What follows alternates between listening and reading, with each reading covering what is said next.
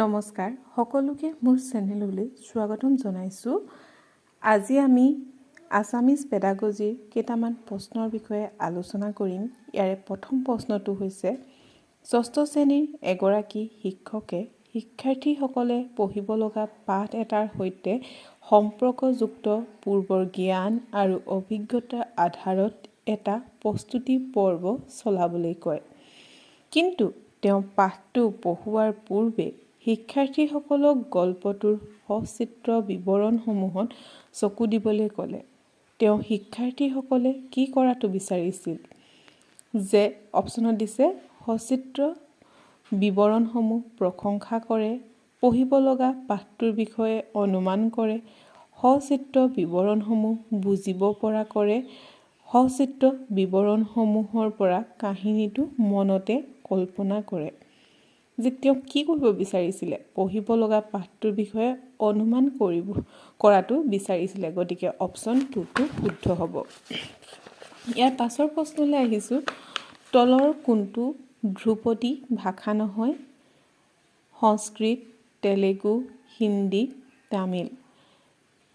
হিন্দীটো ধ্ৰুপদী ভাষা নহয়, গতিকে অপশ্যন 3টো শুদ্ধ হ'ব। শিকাৰুৱে কি শিকিছে? তাৰ ধাৰাবাহিক তথ্য লিপিবদ্ধকৰণ হৈছে ধাৰাবাহিক সামগ্ৰিক মূল্যায়ন, পাৰদৰ্শিতা মূল্যায়ন, প্ৰফিচিয়েঞ্চি এছেছমেণ্ট, হেতু পৰীক্ষণ, ডায়েগনষ্টিক টেষ্ট, পত্ৰধাৰ, পোৰ্টফলিঅ'। শিকাৰুৱে কি শিকিছে? তাৰ যদি আমি ধাৰাবাহিকভাৱে তথ্য লিপিবদ্ধ কৰি যাওঁ, তাক আমি কওঁ পোৰ্টফলিঅ'।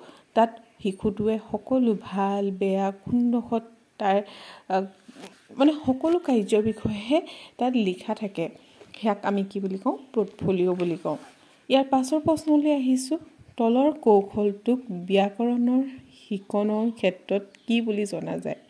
প্ৰসংগ অনুসৰি ভাষাৰ উপকৰণসমূহ পৰিচয়কৰণ, শিকাৰুক ভাষাৰ উপকৰণসমূহ পৰ্যবেক্ষণ কৰিবলৈ দিয়া, এইবোৰক বাস্তৱ জীৱনত প্ৰয়োগ কৰা আৰু ৰূপসমূহ উদ্ধাৰ কৰি শিকাৰুৰ মনোযোগ আকৰ্ষণ কৰা। এইটো পদ্ধতিক কি বুলি ক'ম? যে অৱৰোহী পদ্ধতি ক'ম নে, আৱিষ্কাৰ পদ্ধতি ক'ম নে, সচেতনতা জাগৃতকৰণ নে পৰিকল্পনাকৰণ?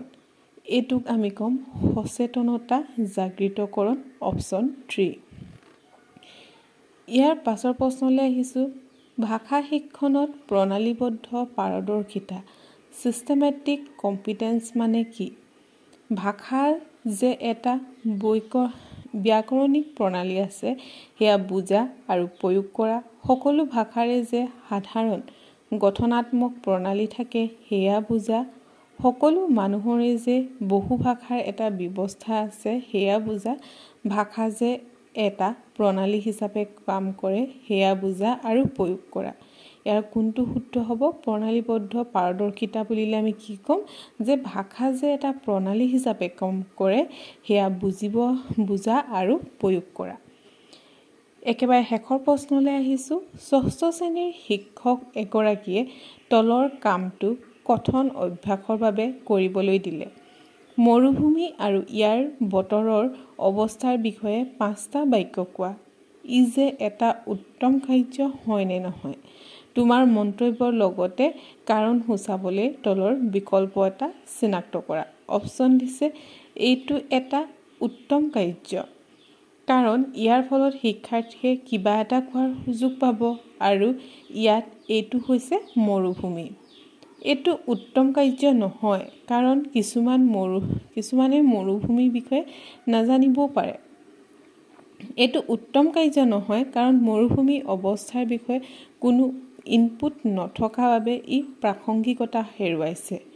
এইটো এটা উত্তম কাৰ্য, কাৰণ শিক্ষাৰ্থীসকলে নিশ্চয় ভূগোলৰ শ্ৰেণীত মৰুভূমিৰ বিষয়ে পঢ়িছে আৰু সেইবাবে তেওঁলোকে কথন ইনপুট লাভ কৰিব। অকল মৰুভূমি আৰু তাৰ বতৰৰ কথা যদি ক'বলৈ দিয়া হয়, সেইটো আমি উত্তম কাৰ্য বুলি নধৰোঁ, কাৰণ তাত কোনো ধৰণৰ ইনপুট দিয়াৰ কথা আমাক ইয়াত কোৱা নাই। গতিকে এইটো আমাৰ অপশ্যন 3 হ'ব। এইটো উত্তম কাৰ্য নহয়, কাৰণ মৰুভূমি অৱস্থাৰ বিষয়ে কোনো ইনপুট নথকা বাবে ই প্ৰাসংগিকতা হেৰুৱাইছে। ভিডিঅ'টো ভাল লাগিলে লাইক কৰিব, শ্বেয়াৰ কৰিব আৰু চেনেলটো ছাবস্ক্ৰাইব কৰিব। Thank U.